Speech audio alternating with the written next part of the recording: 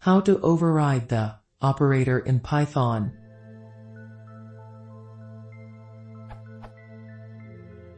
What is the name of the method to override the operator subscript notation for a class in Python?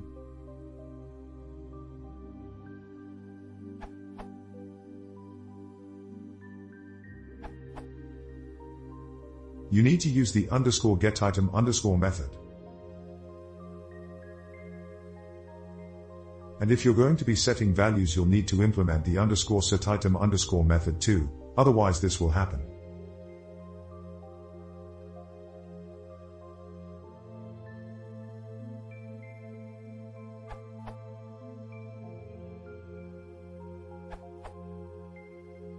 To fully overload it, you also need to implement the _setItem_ and _deleTem_ methods. Edit. I almost forgot.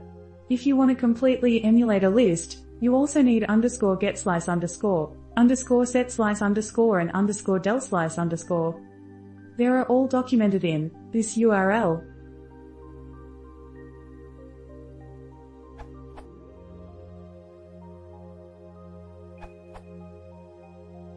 You are looking for the _getItem_ method. See this URL, section 3.4.6.